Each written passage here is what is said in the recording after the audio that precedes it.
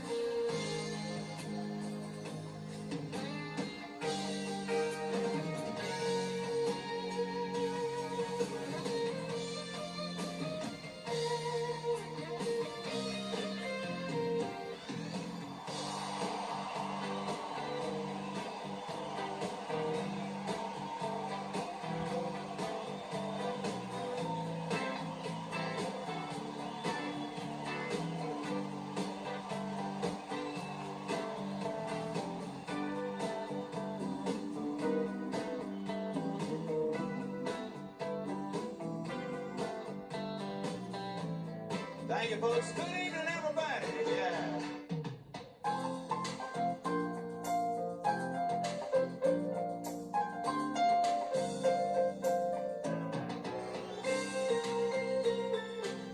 And now, ladies and gentlemen, Ralph Emery. Thank you, Gary Beatty. Hi, everybody. This week, our guest has won 6 Grammy Awards, sold over 25 million records. I counted every one of them. He's had 40 #1 hits, born almost blind and raised in poverty. We'll have more about his life on this show. Ladies and gentlemen, my old and dear friend, Ronnie Milsap. Ronnie, welcome to the show. Thank you so much, Ralph. It's a real pleasure to be on your show. Thank you. Let me say that. You know, the other day, I was talking to you about Ray Charles. Yeah. And you were telling me a story about you had reached a point in your life where you had to make a decision whether you were going to go into music, Yeah. or you were going to go in another direction. Tell me that story. I was in college at Young Harris Junior College, and my first year there, I was having great success going to college. I was moving on this academic track that my advisors advised me to go to college. They did not want me to go into music, even though I had studied 10 years of classical training. They did not want music for a career because they said it's too shaky, it's too, you're going to fail, you're going to fall flat on your face, you're going to be a liability to the state. But I love music so much. I mean, all my life I've been listening to radio, and so I went to see Ray Charles, and I was 20. How did you know Ray Charles? Well, I knew he was in town. I knew he was playing Atlanta, and I'd listened to all of his records, and I was in love with his records. I was in love with Ray Charles. I thought he was just the man. He proved what could be done with his songwriting ability, with his musicianship, just being Ray Charles and what he was able to make happen as an artist. I really looked up to him. So I went to see him when I was 20. And I said, I want to get backstage and meet Ray Charles after the show. And they said, no. Nobody gets backstage to see Ray Charles. But somehow his pilot let me backstage. And my drummer friend that was with me at the time, Steve Holt? And no, it was a previous drummer. Okay. A previous drummer. We got backstage, and Ray met with his fans for about 15 minutes, and I got to meet Ray. And Ray, you know, they said, "This is Ronnie Milsap. He wants to meet you." And I said, "Ray, you're the man. You're somebody that I really look up to. I love music so much. I'm at a crossroads in my life because I really want to do music, and I am on I'm on a track to go to law school, to be an academic to have an academic career. Yeah. That's what my teachers want me to do. So I'm going to 2 years of college here, and I'm going on to Emery to law school and become a lawyer. And I love music so much. And he said, well, there's a piano in here. Why don't you play me something? So, you know, I played him some songs. And after I finished, he said, well, son, you can be a lawyer if you want to, but there's a lot of music in your heart. If I were you, I'd follow what my heart tells me to do. Now, can you play a little bit of what you played for Ray Charles? Well, I've always been mixed up, Ralph, in that I play a lot of different types of music. I probably was playing a lot of R&B at that time. I was probably playing a lot of country, because it's always been mixed up with country and bluegrass and blues and American Top 40. Mm-hmm. What I've heard on the radio has really kind of influenced what I've done musically in my life a lot of the times. And I was, 4 or 5 years old, I could hear a song and I could memorize the lyrics and I could sing the song. It's a talent. It's a gift from God. I want you to go back to that moment in time and play something that you might have played for Ray. I probably would have played something. You better stop, yeah, dogging me around. Yeah, 'cause if you don't stop, I'm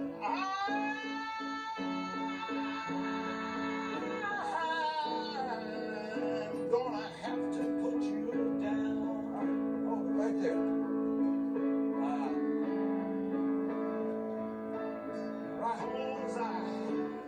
Can't take it Now, I want you to stop. much longer. So I've been doing something like that. I played something like that for Ray Charles. I don't. All right.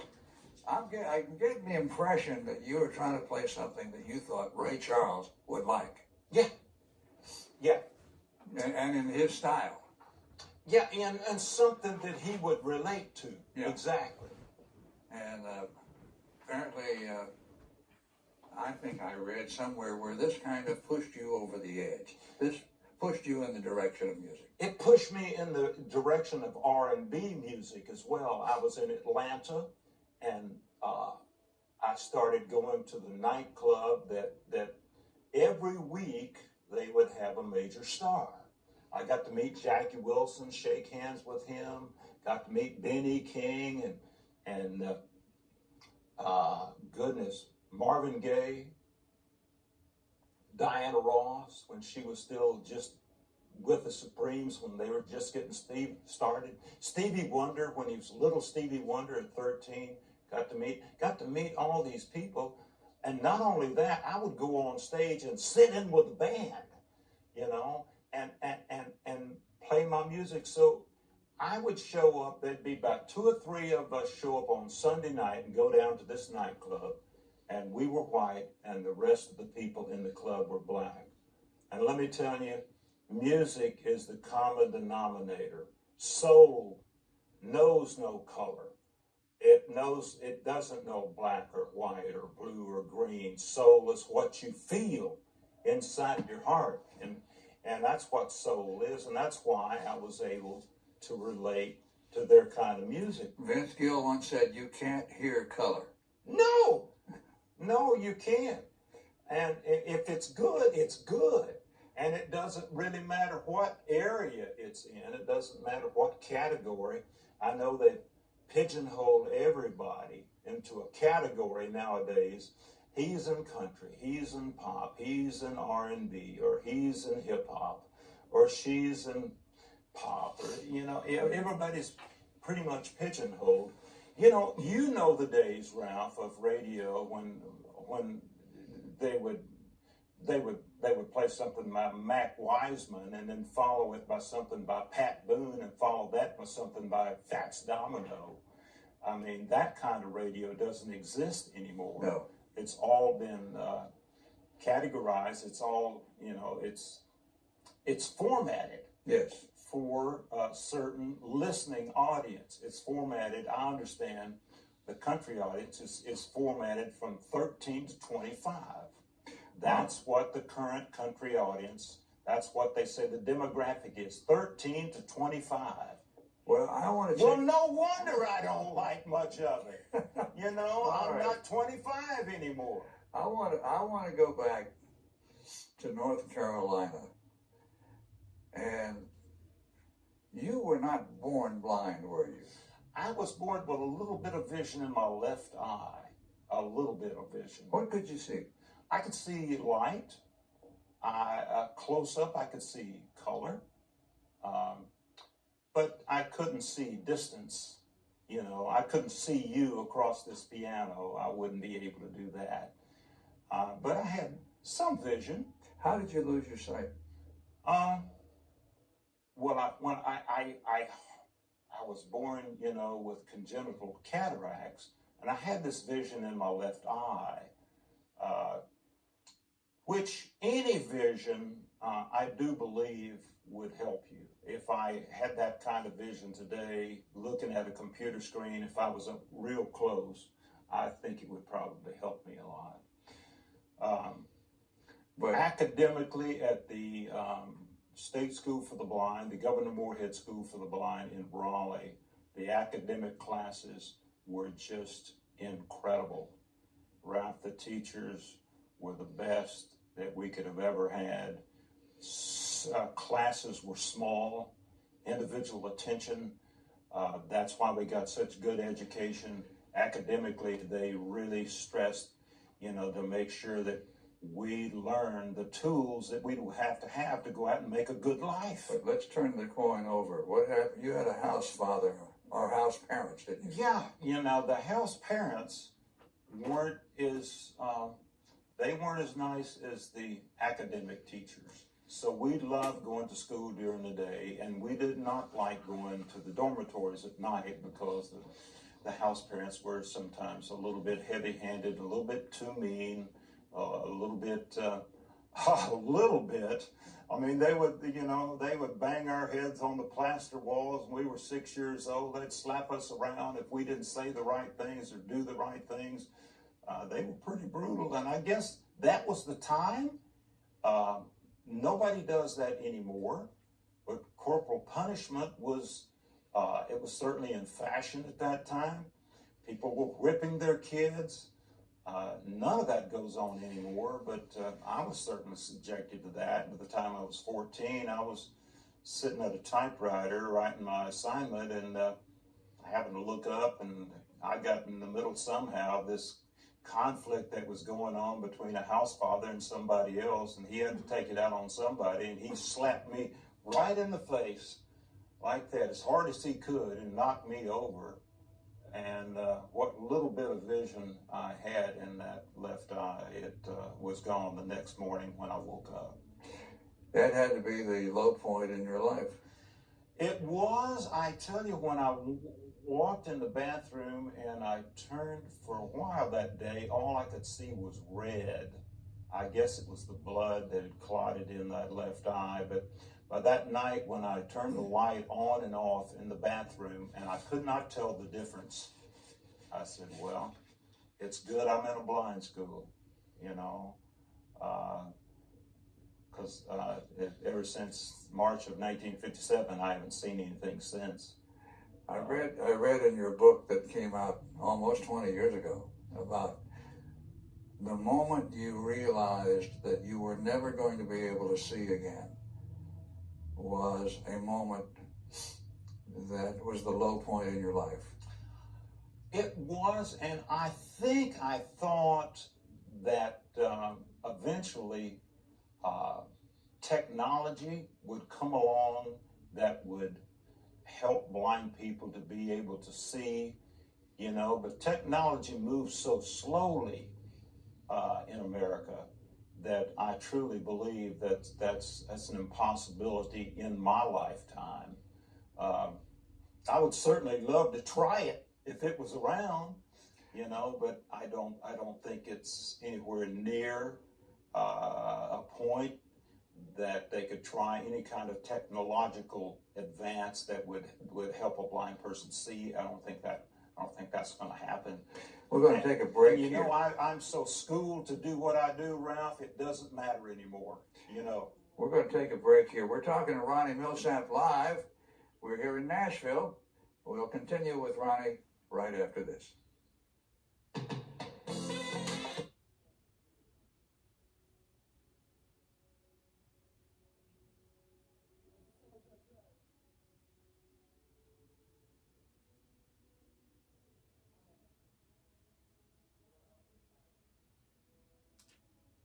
.com.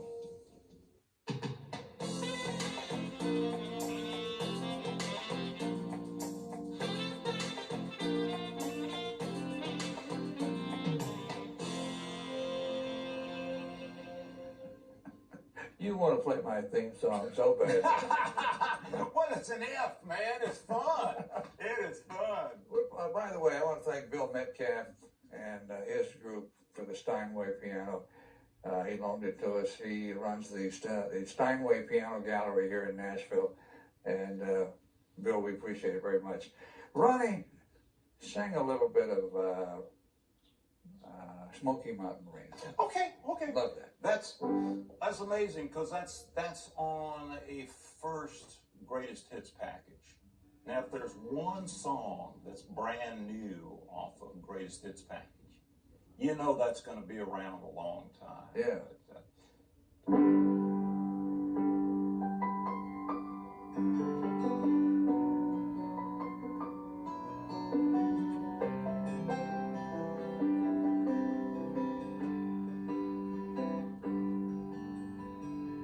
I'm away from LA back to Knoxville. I found out those bright lights ain't where I belong. From a phone booth in the rain, I called to tell her I've had a change of dreams, I'm coming home. But tears filled my eyes when I found out she was gone. Smoky Mountain rain keeps on falling. I keep on falling. That's enough. Though I would love to hear the rest, I've got some other stuff I want to hear. Yeah. Yeah, I asked you back in the dressing room to think of a story about a song, an interesting story about how a song was written. Tell me the story and then sing the song. Okay. Well, there are a lot of songs that were written on the spot. You know, today, what is the process today? Somebody sends you a pre-produced demo, a demo that's almost perfect. And then the producer passes it on to the artist. But I kind of grew up in the old days when folks were just sitting around. I was down at Jack D. Johnson's office down there with Tom Collins and all the songwriters, and they were coming up with songs. And I said, man, I'd just come off this song that somehow Billboard, it didn't go to #1. It topped at #2 or something. And Jerry Bradley, who was my boss at RCA at that time, said, Milsap, you know what? You might be slipping, man. You might be slipping. And so I said, I need something really new.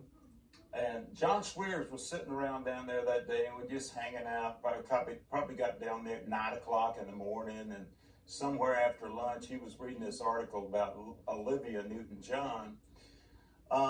And it was a special article about her, and anyway, there was some line in the article that said something about she had daydreams about night things in the middle of the afternoon. So he threw the paper down, and he said, I'm going to write that song. So about 20 minutes later, he came back with this song, Daydreams About Night Things in the middle of the afternoon.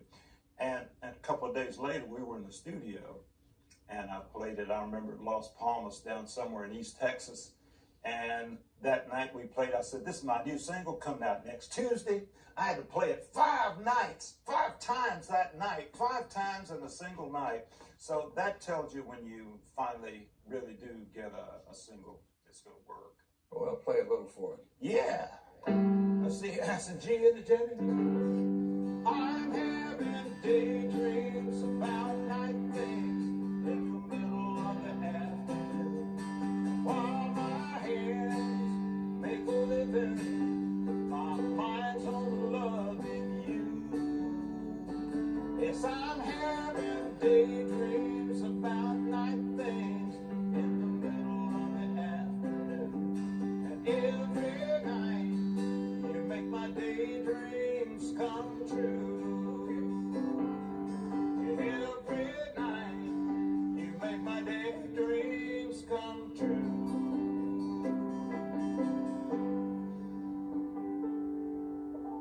If I said to you, play my favorite Ronnie Milsap song, what would you play?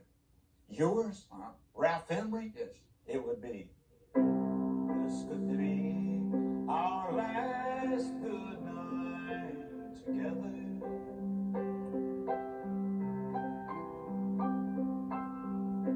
We will never pass this way again.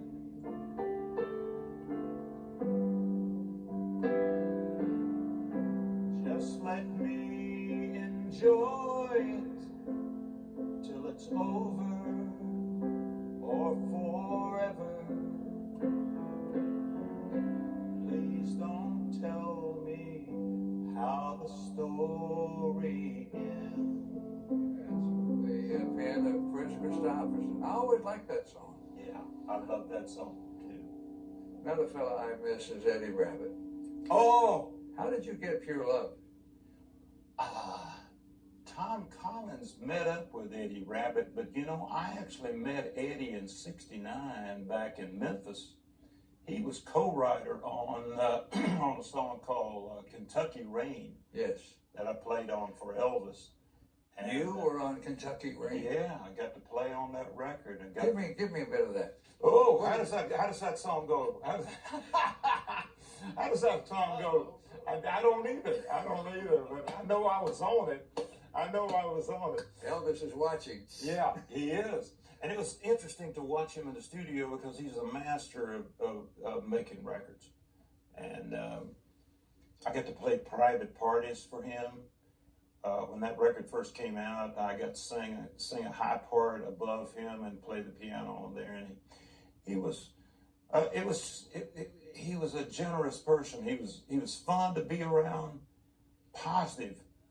Just sitting around talking like we are, that's the feel I got from Elvis. Now, it was somebody I never thought I'd ever meet, you know, as a voice in my radio speaker, somebody that was bigger than life for me, but I did get to meet him.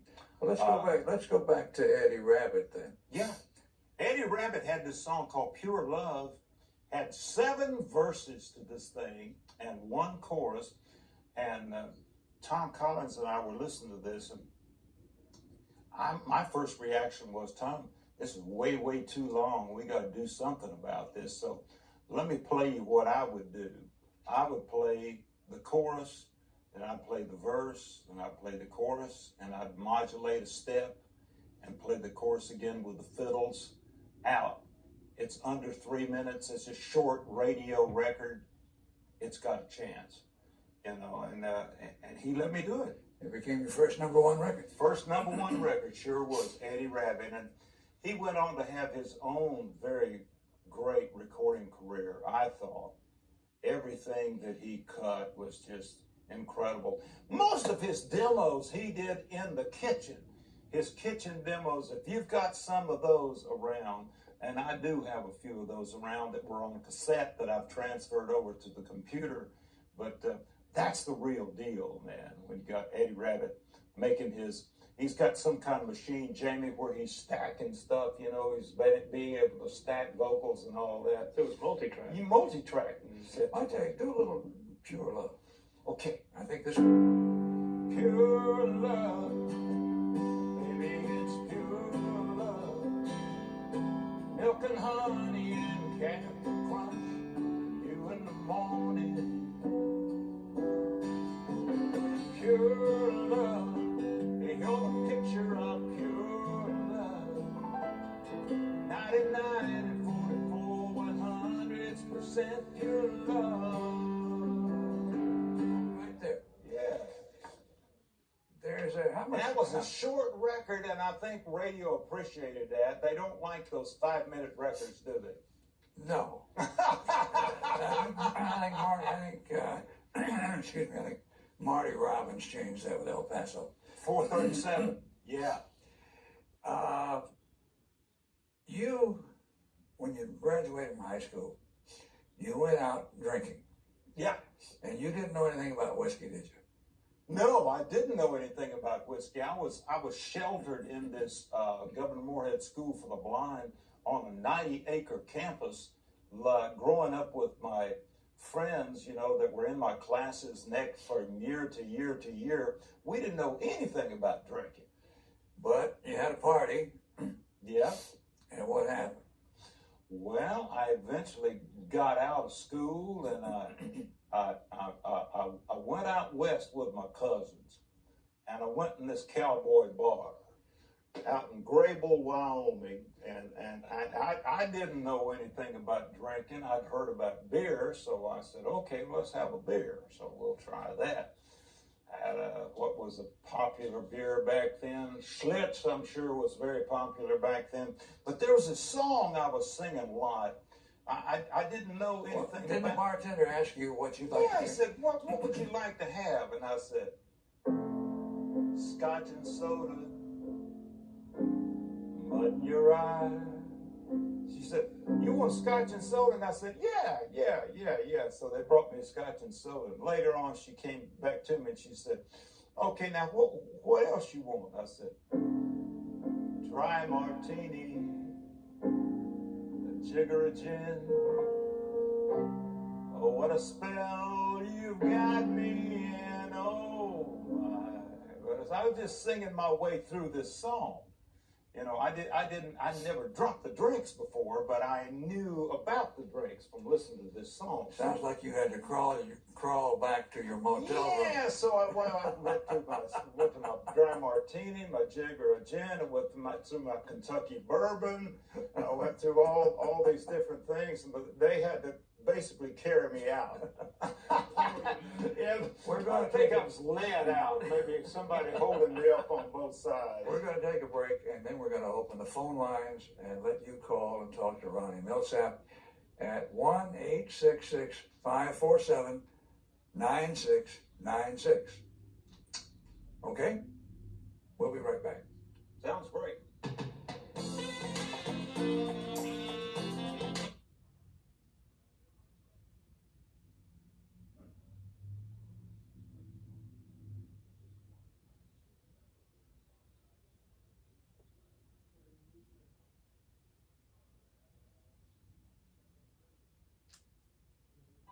Tune into Western Sports on RFD TV as we go to the Downtown Coliseum in Fort Worth, Texas, for the Cowboy Channel Rookie Roundup, Sunday, April 30th at 1 p.m. Eastern, right here on RFD TV.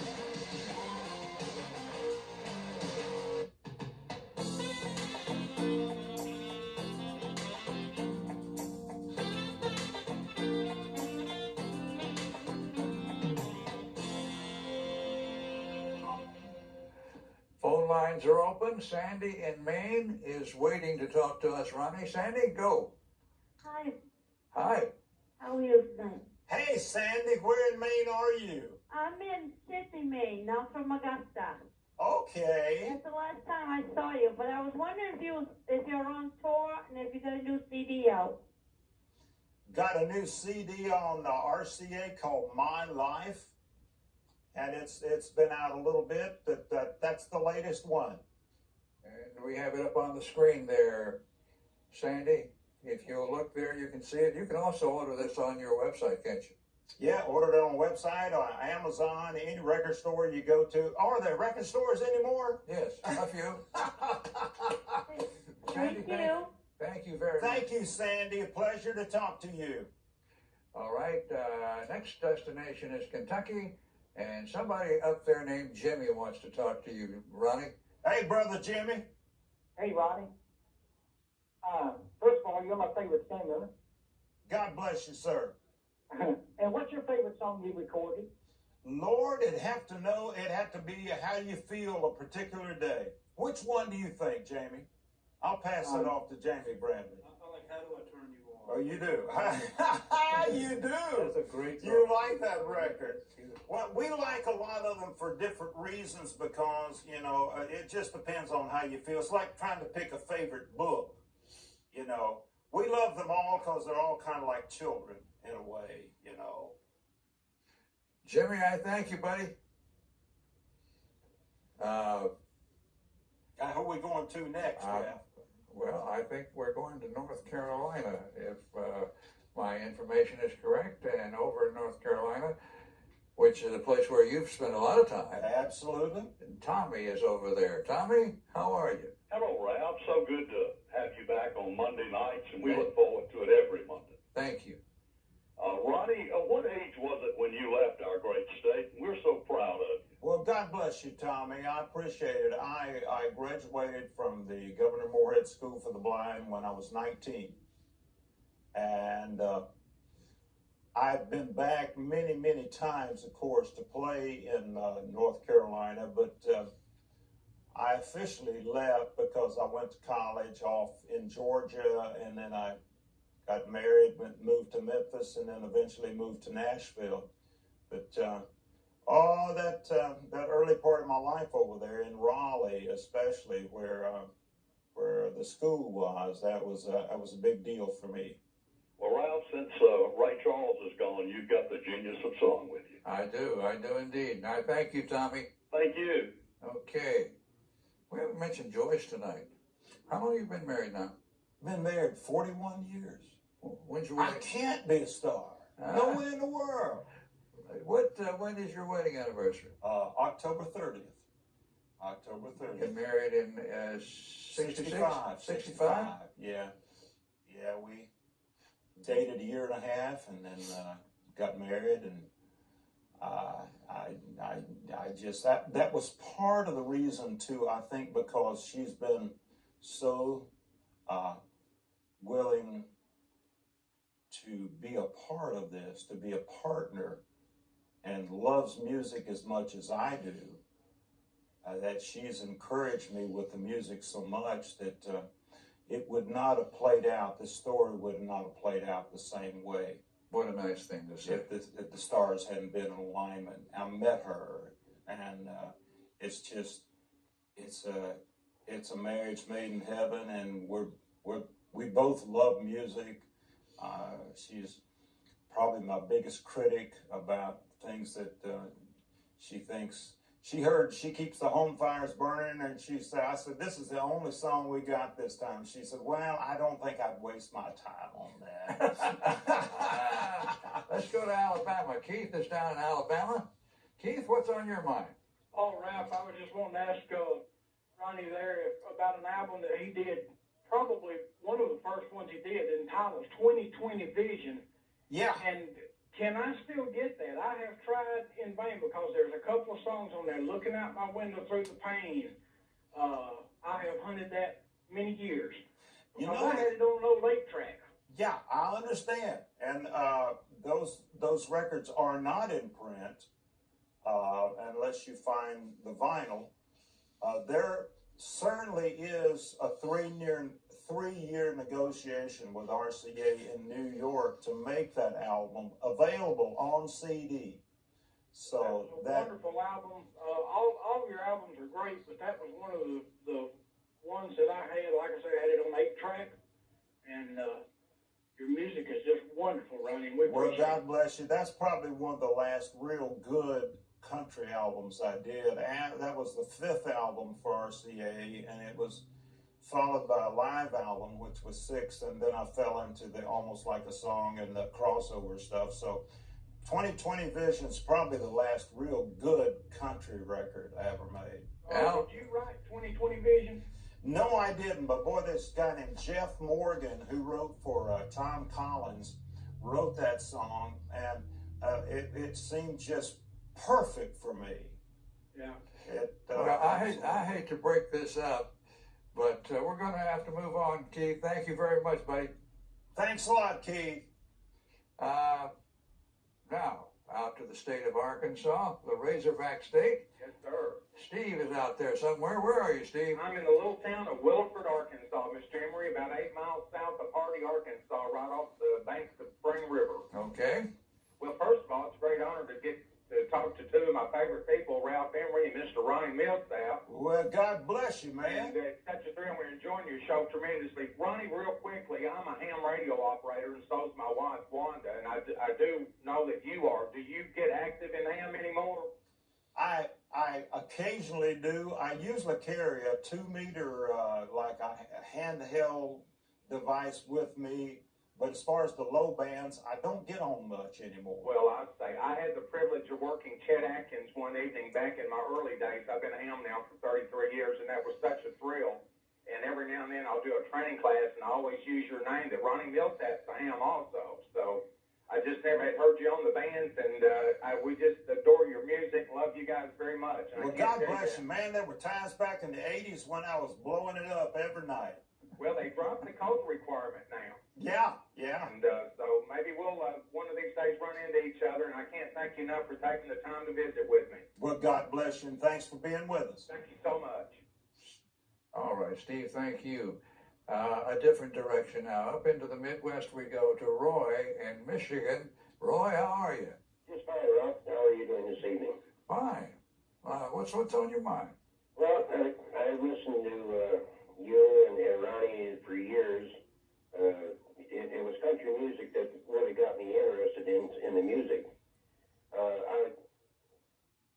It's kind of a dumb question to ask Ronnie. But Ronnie, I've listened to you play the Ivories for a long, long time, and I'd like to know how you keep track of them. Well, it just comes naturally. It does.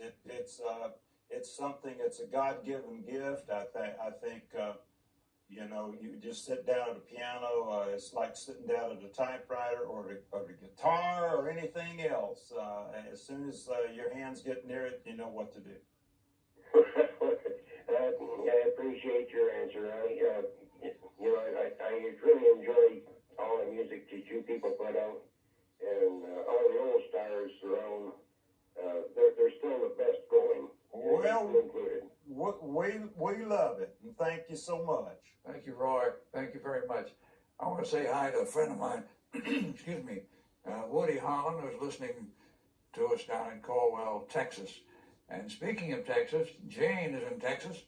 I think this is the first lady we've had tonight, isn't it? All right, Jane, you're on. Yes, Ralph. What a pleasure and a privilege it is to get to talk to you and to Ronnie. We got to see you a few years ago down in Florida, and then we saw Ronnie in Myrtle Beach a number of years ago at his theater. Oh, yeah. Yeah. How long has he not had a theater there? Well, I tried the theater business for a couple of years and decided it really wasn't for me. It was for Ray Stevens, but it wasn't for Ronnie Milsap. Well, that might be your opinion, but it sure wasn't ours because we. Well, it was a fun experiment, you know. We've been back out on the road doing what we do for the last 10 years. So we left Myrtle Beach in '97. In '97, it doesn't seem like it's been that long ago. Yeah. And Ralph, it's great to have you back on TV. You bet it is. Thank you. Thank you Yes, very much. and Ronnie, I think I remember something about you playing golf, a little joke about you and someone, the golf game. Oh, it could be that Vince Gill game at midnight. Didn't you challenge him to play you at midnight? Yeah. Thank you so much for taking my call. Hey, thank you, Jane. Have a good evening. I want to show these people this album, the Ronnie Milsap live album. You did this down in Biloxi in a place that was taken out by Katrina, didn't you? Yes. Wonderful showroom. I will say it was very similar to, I think, Jamie, help me with this. I think it's similar to some of the Vegas showrooms It's very of, much the- like of the that. 50s, you know, with the horseshoe-shaped tables and all that. It kind of reminds me of what I hear about the 50s on the Strip in Vegas. Let's go for one more call here. Danny in Virginia. Danny, Yes, sir. what's on your mind? How you doing, Ralph? Good. Ronnie Milsap is a great entertainer, and what I was calling about, I did, recitation for 40 years. I know some big people, and I wanted to know if I could ask Ronnie. I wrote an original song called Memories of the King, Elvis, Aaron Presley, and Ralph. The lyrics to it is unreal. Is there any way I can get a demo to you or to Ronnie if you'd ask him, because this thing is a winner if the right person cut it. I mean, it's original and it's beautiful. Well, I am not in the song publishing business, and so I'm the wrong guy. I don't know, Ronnie. What do you think? What would we do, Jamie? www.ronniemilsap.com. I think so. Write us an email there. Send it to www.ronniemilsap.com. One And thing I don't have no machine is it ask Ronnie, is it a address, because if he likes this thing recorded, it's beautiful to lay on the shelf like this. okay, listen, we've got to go, Danny. If you find a friend with a computer, and he can help you get to that www thing we told you about. We'll be right back in a moment.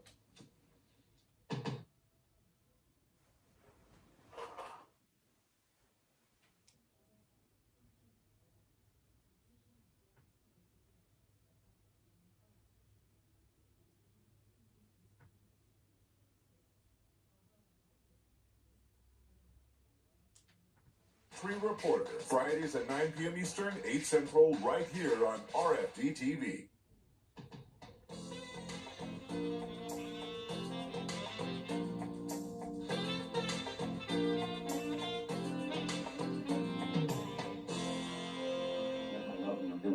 Now, just a second, I want to thank Jamie Bentley.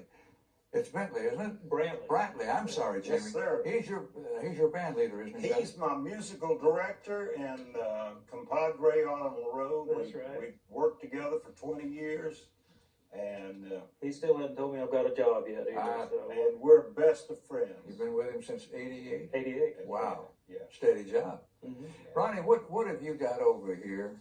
This is the equivalent. Everybody's talking about their iPods, and they got to have their music with them, out on the road. And I'm the same way as everybody else. I've got to have my music with me when I'm on the road. So I just carry it along with me, and play what I want to hear. It talks to you? It talks to me. See if you know when this song was out, Ralph. Oh, let me go. Let me go lower. I'd say in the 50s. Yeah. 1955. 1955. Well, if I want to hear that, it's on here, so. Let me live in the let my love be your bit. Let's go get stoned on empty. Okay. Let's take the long way around, like I love you. Lipstick on your collar. Lipstick on Your Collar was Connie Francis. If I want to hear that, I just hit this, and before long it plays in my headphones, but I hooked up speakers, because if we had headphones, we wouldn't be able to hear it. So there's. Let me change subjects for a second. I understand that you got to get this guy to hush for a second. Yeah.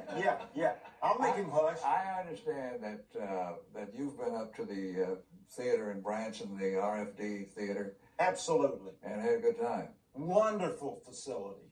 Absolutely wonderful. And you're going back sometime this year, aren't you? Absolutely. We're going back every chance we get.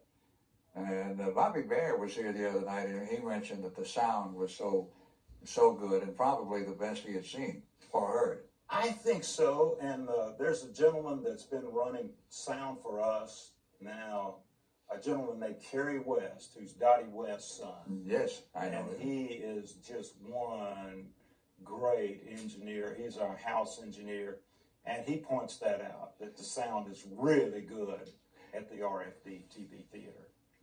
What do we get, 4 minutes That's all we got left. Right quick, can you tell me the story of driving the car at Fort Bragg? Driving the car at Fort Bragg, well, it comes because of 50-some days of playing straight in a row, day after day after day, in service clubs and setting up and tearing down and turning, between, after that many days of playing so many different clubs here and there, and I was young and I could do it, but I got bored. So I had this van, and I had my friend, the guitar player, to sit behind me, and he would pull on my right shoulder, I'd turn right. He'd pull on my left shoulder, I'd turn right. He'd squeeze my shoulders, and I'd put on the brakes. That's the good one. That's the good one. Okay, he grabbed your right shoulder, you turn right. Right. Left shoulder, you turn left. Squeeze your shoulders, put on the brake. Okay. So we're riding down Bragg Boulevard, and doing real well, man. Just having fun out driving along. It's boring. We're out driving. This is fun. This is something different, at least. But it's about 2 o'clock in the morning, so they call for an MP check. So they pull us all over and make us stop. And get out. They said, get out of the van. Go, okay. Put your hands on top of the van. I'm going to see your registration, your license, and what else they want, Jamie? They want your license and your registration. And proof that you were born. Proof that you were born. Proof that you own this car. And so I said, well, I'm sorry, Mr. Officer, but I left that at the hotel, and the hotel's right down here, and I apologize, but I just don't have that with me. And he said, okay, now don't let me ever catch you out here again driving without a registration, without your license. And I said, okay, you won't. So I got back in the car and drove off. And he never knew, and I never told him. You've told that story on a number of shows. I've often wondered if he said to himself, I was that guy. I was that guy, and I'm just waiting for him to show back up in North Carolina so I can throw him in jail. What are you doing these days? I am working on trying to find songs, which is a difficult process. The song search is the hardest thing. Yeah. Because if I had my way, Ralph, I would be singing traditional country music.